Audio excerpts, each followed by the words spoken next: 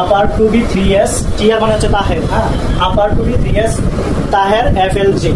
এই যে আমরা একটা লিখেছি, এই ক্লুটা দিয়ে আমরা কি বোঝাচ্ছি একটু পরে বুঝতে পারবেন।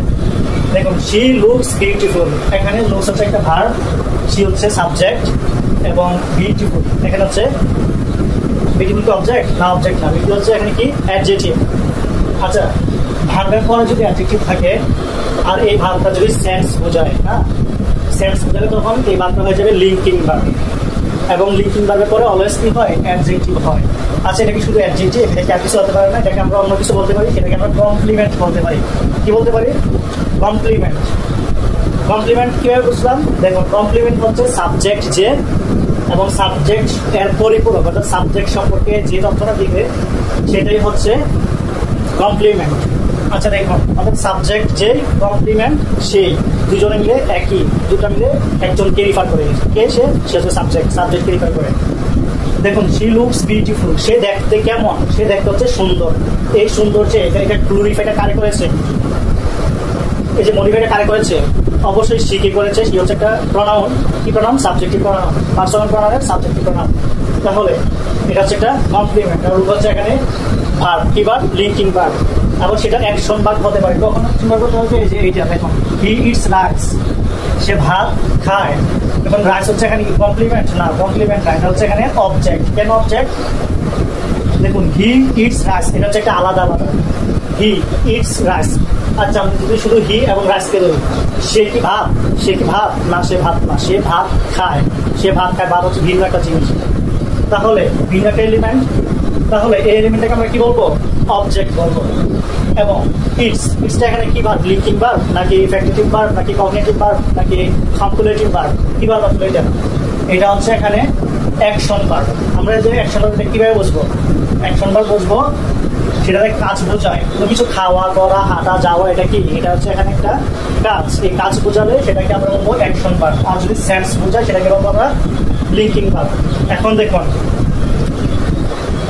আমরা লিঙ্কিং ভার্ব বলতে বেশি নেই, লিঙ্কিং ভার্ব জাস্ট কয়েকটা আছে। আপার টু বি 3s তাহেরের FLG, এই যে এটা বললাম, এটা হচ্ছে লিঙ্কিং ভার্ব। কি কি? আপার মানে হচ্ছে APR, টু বি দিয়ে হচ্ছে বি বিকাম, বি দিয়ে বোঝায়, বি বোঝায়, তারপর হচ্ছে am, is, are, was, were, been, এগুলো বোঝায়। আর টু বি বলছি না, আরেকটা বি বাকি আছে না, আরেকটা বি দিয়ে বোঝা হচ্ছে বিকাম। 3s, 3s থাকবে। সেম সাউন্ড স্টেটসমেন্ট, চারটা সেম সাউন্ড স্টেটসমেন্ট। তাহের মানে হচ্ছে টিয়ার, টিয়ার মানে হচ্ছে টেস্ট, আর দিয়ে হচ্ছে রিমেইন, এফ দিয়ে হচ্ছে ফিল, এল দিয়ে হচ্ছে লুক, জি দিয়ে হচ্ছে গো। এটা খালাস, এটা আমাদের শেষ। এখন আমরা আসবো এই বাকিগুলোতে। দেখুন, এই যে, আচ্ছা, এটাতে আরেকটা ক্লু আছে, শি লুকস বিউটিফুল, এটা কি ট্রানজিটিভ ভার্ব নাকি ইনট্রানজিটিভ ভার্ব? অবশ্যই এটা হচ্ছে একটা ইনট্রানজিটিভ ভার্ব। এখানে কি অবজেক্ট আছে? না, অবজেক্ট নাই। ইনট্রানজিটিভ মানে হচ্ছে, ট্রানজিটিভ ভার্ব হচ্ছে সকর্মক ক্রিয়া, আর ইনট্রানজিটিভ হচ্ছে অকর্মক ক্রিয়া। সকর্মক মানে হচ্ছে যার কর্ম আছে, কর্ম বলতে বোঝা অবজেক্টকে, কর্ম হচ্ছে অবজেক্ট, আর সকর্মক অর্থাৎ যার কর্ম আছে, যার অবজেক্ট আছে, সেটা হচ্ছে ট্রানজিটিভ। আর ইনট্রানজিটিভ হচ্ছে যার কর্ম নেই, অর্থাৎ যার অবজেক্ট নেই, সেটা হচ্ছে ইনট্রানজিটিভ। দেখুন, শি লুকস বিউটিফুল, এখানে বিউটিফুল তো এখানে কমপ্লিমেন্ট, এটা তো আর সে অবজেক্ট না। তাহলে অবজেক্ট যদি না হয় সেটাকে আমরা কি বলি? সেটাকে বলি আমরা ইনট্রানজিটিভ। আর যদি অবজেক্ট থাকে, রাইস এখানে অবজেক্ট, তাহলে ইটস এর রাইস আছে, এখানে রাইস এখানে অবজেক্ট, অবজেক্ট থাকলে সেটাকে আমরা বলি কি ভার্ব? Transitive verb. এখন হি কাম সুইফটলি, সুইফটলি মানে হচ্ছে দ্রুত, সে দ্রুত আসে। হি কাম সুইফটলি, সে দ্রুত আসে। তাহলে সে যে দ্রুত আসে তার সম্পর্কে বলা হয়েছে, আমরা জানি কমপ্লিমেন্ট হচ্ছে সাবজেক্টের পরিপূরক, অর্থাৎ সাবজেক্ট যে, কমপ্লিমেন্ট সে। তাহলে এখানে কাজ হচ্ছে ফার্স্ট, এটাকে বলবো আমরা অ্যাকশন ভার্ব। কি ভার্ব? Action verb. এটা কাম। আচ্ছা, আশা, আশা কি একটা কাজ না? যদি আমরা কর্ম বুঝাই, কাজ বুঝাই, সেটাকে আমরা কি বলি? অবশ্যই সেটাকে আমরা অ্যাকশন ভার্ব বলি। এখন গেল অ্যাকশন ভার্ব। এটাকে আসলে মানে প্রিন্সিপাল নাকি প্রিন্সিপাল অক্সিলারি ভার্ব? এটা প্রিন্সিপাল ভার্ব। অক্সিলারি ভার্ব হচ্ছে দুইটা ভার্ব থাকবে, একটা হচ্ছে প্রিন্সিপাল ভার্ব, একটা হচ্ছে অক্সিলারি ভার্ব। বাট এখানে আছে শুধু একটা ভার্ব, তাহলে এটা হচ্ছে প্রিন্সিপাল ভার্ব। আমরা প্রিন্সিপাল ভার্ব শেষ করে দেবো। দেখুন, swiftly, she comes swiftly, he comes swiftly, এটা হচ্ছে প্রথম হচ্ছে, এটা হচ্ছে প্রিন্সিপাল ভার্ব, এরপর হচ্ছে এটা হচ্ছে অ্যাকশন ভার্ব, এরপর হচ্ছে এটা হচ্ছে ইনট্রানজিটিভ ভার্ব। সুইফটলি হচ্ছে এখানে অ্যাডভার্ব এবং সুইফটলি হচ্ছে এখানে কমপ্লিমেন্ট। নেক্সট এক্সাম্পল আসেন, he slept a sound sleep. দেখুন, he slept a sound sleep, এই যে ভার্বটা, verb comes from object, verb comes from object. এই যে দেখুন স্ল্যাপ, স্লিপ মানে হচ্ছে ঘুমানো, স্লিপের পাশে হচ্ছে স্ল্যাপ। এই যে স্লিপ, এই স্লিপ হচ্ছে এখানে নাউন। দেখুন প্রায় স্লিপ আর স্লিপ দুইটা প্রায় স্লিপ স্লিপ একই হয়ে গেল না? একটা স্লিপ হচ্ছে এখানে অবজেক্ট, অবজেক্ট আছে অর্থাৎ সাউন্ড স্লিপ, ভালো একটা ঘুম ঘুমিয়েছে, হ্যাঁ। আর এখানে স্ল্যাপ, এটাকে বলে সমধাতুজ কর্ম। কি বলি? সমধাতুজ কর্ম। আমরা কর্ম বলতে হচ্ছে যারা অবজেক্ট, সমধাতুজ মানে হচ্ছে দুইটা ধাতু সেমই হবে। দুইটা ধাতু বলতে এখানে ভার্ব হচ্ছে একটা আর এখানে এই স্লিপ হচ্ছে একটা, এটাকে বলা হয় সমধাতুজ। অর্থাৎ দুইটা ভার্ব এবং অবজেক্ট দুইটা একই।